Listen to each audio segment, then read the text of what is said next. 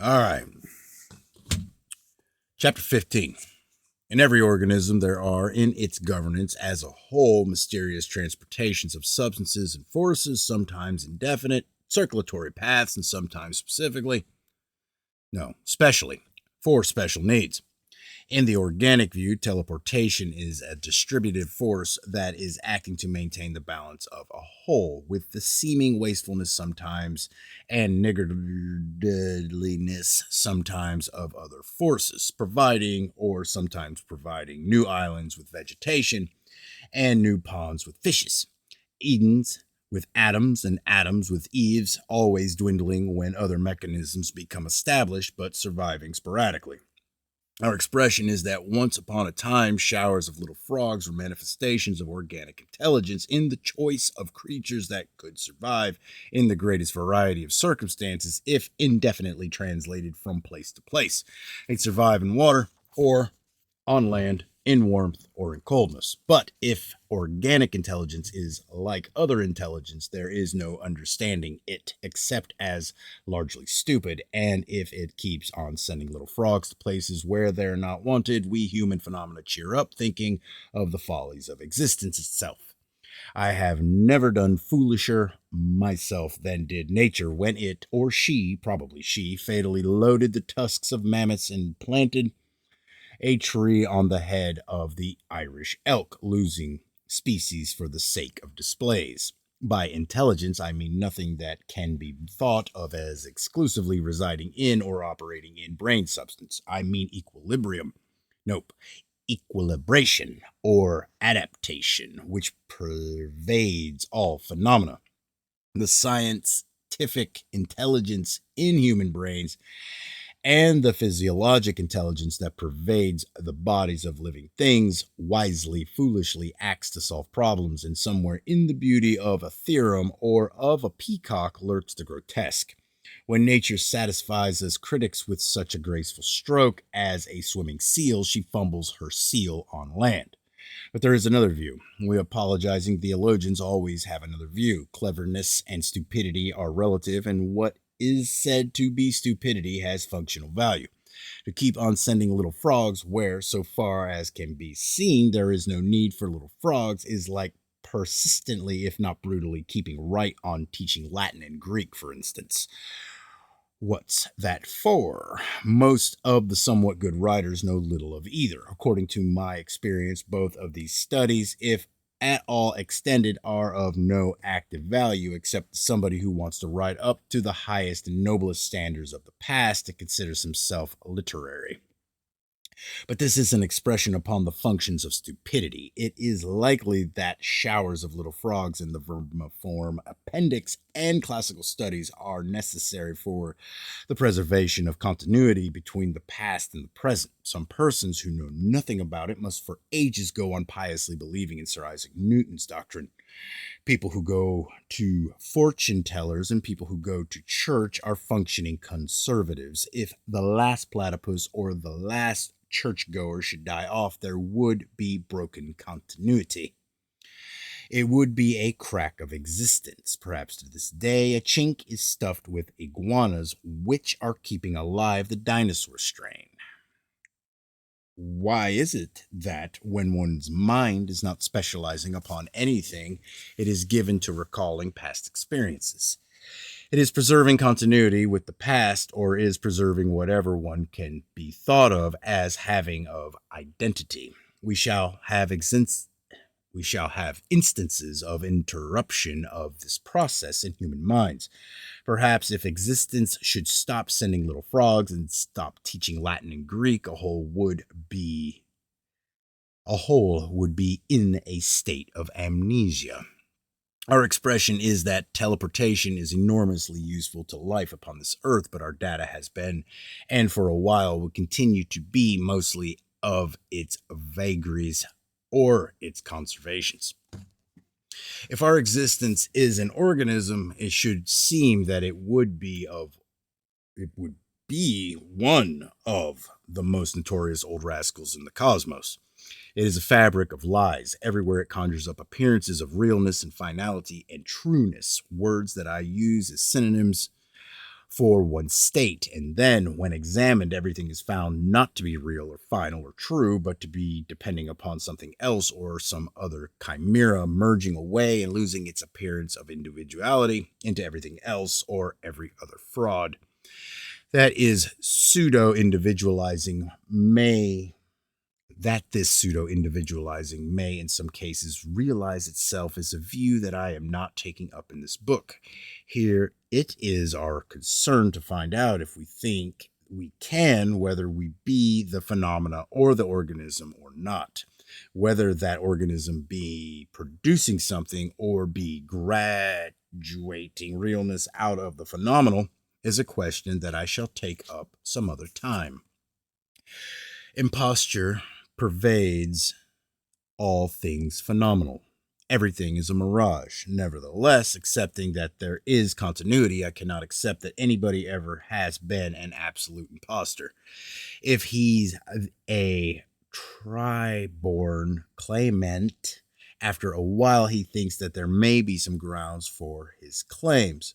If good and evil are continuous, any crime can be linked with any virtue. Imposture merges away into self-deception so that only relatively has there ever been an imposter. Every scientist who has ever played a part in any developing science has, as can be shown if he's been dead long enough by comparing his views with more modern views, deceived himself. But there have been cases that look more flagrant. To what degree did Haeckel doctor illustrations in his book to make a theory work outright? What must one think of Professor Kramer? In August 1926, he was accused of faking what he called acquired characters on the feet of toads. In September, he shot himself. The only polite way of explaining Professor Smith, Astronomer Royal of Scotland, who founded a cult upon his measurements of the Great Pyramid, is to say that his measuring rod must have slipped. If in his calculations Professor Einstein made the error that two distinguished mathematicians say he made, but if eclipses came out as they should come out, as reported by astronomers who did not know of the error, there is very good encouragement for anybody to keep on deceiving himself. I can draw no line between imposture and self-deception. I can draw no line between anything phenomenal and anything else phenomenal, even though I accept that there are lines. But there are scientists who have deceived others so rankly that it seems an excess of good manners to say that also they deceive themselves. If among scientists there have been instances of rank imposture, we shall expect to come upon much imposture in our data of irresponsible persons.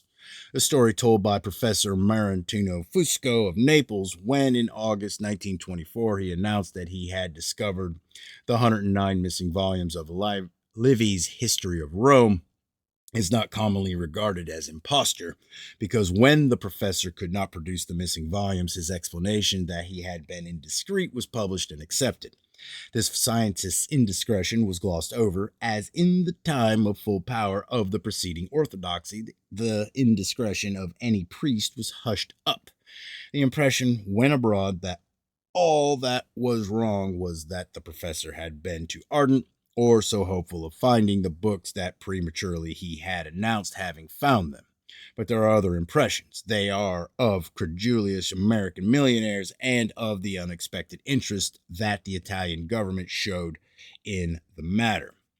What about the other professors who told that they had seen the volumes? See Current Literature 77-594. Here is published a facsimile of 4 lines which Dr. Max Funk said that he had copied from one of the manuscripts, which, according to Professor Fusco's explanation, he had only hoped to find.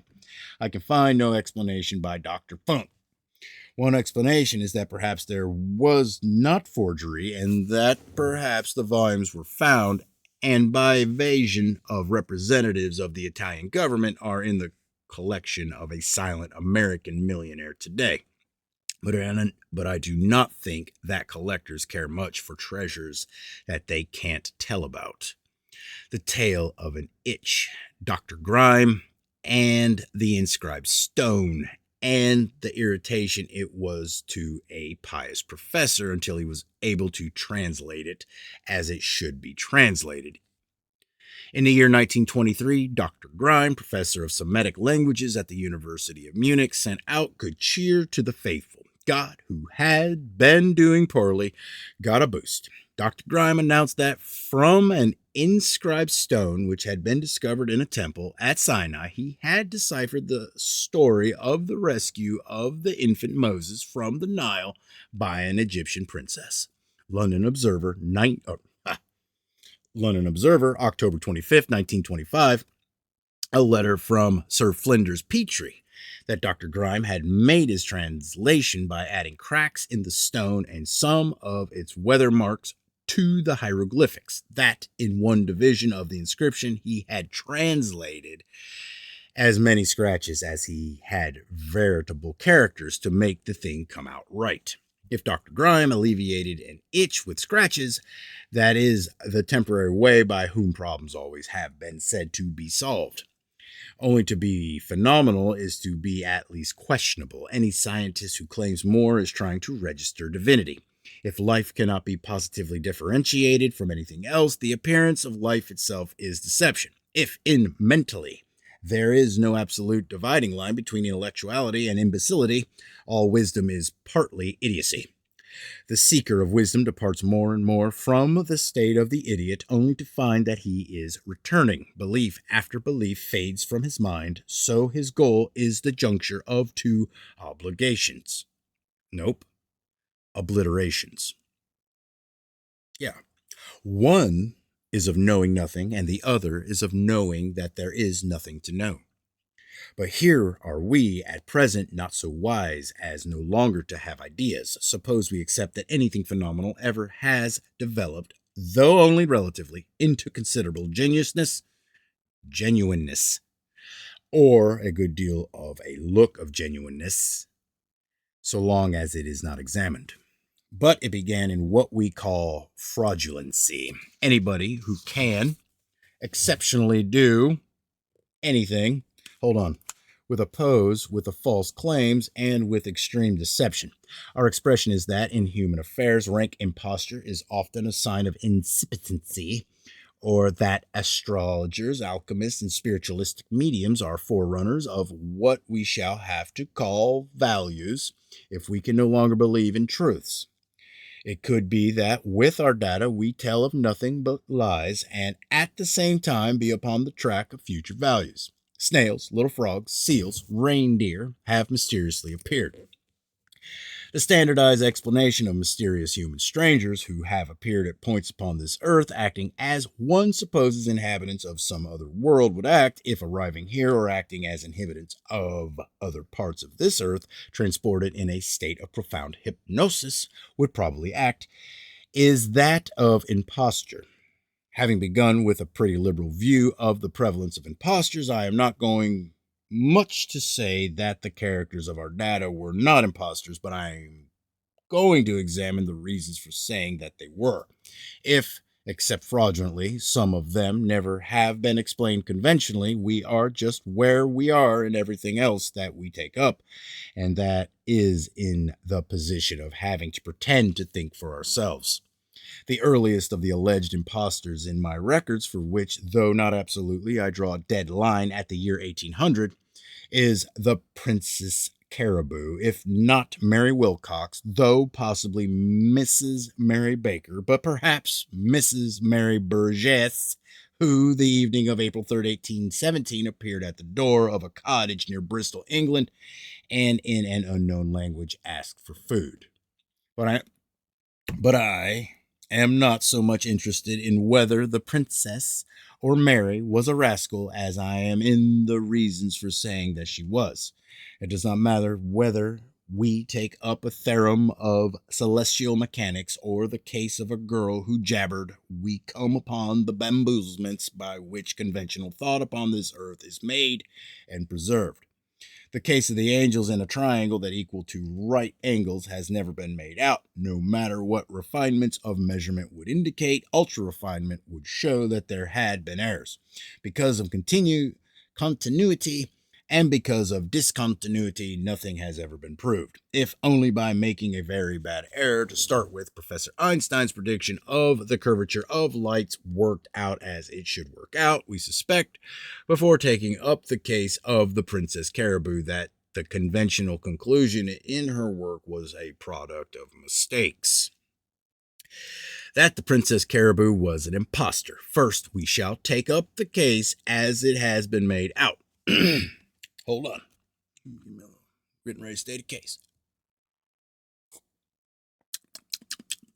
London Observer, June 10th, 1923, that the girl who spoke unintelligibly was taken before a magistrate, Samuel Worrell of Knowle Park, Bristol, who, instead of committing her as a vagrant, took her to his home. It is not recorded just what Mrs. Worrell thought of that. It is recorded that the girl was at least what is said to be not unprepossessing. When questioned, the mysterious stranger wrote in unknown characters, many of which looked like representations of combs. Newspaper correspondents interviewed her. She responded with a fluency of combs and a smattering of bird cages and frying pans. The news spread, and linguists traveled far to try their knowledge, and finally one of them was successful. He was a gentleman from the East Indies, and speaking in a Malay language to the girl, he was answered. To him she told her story.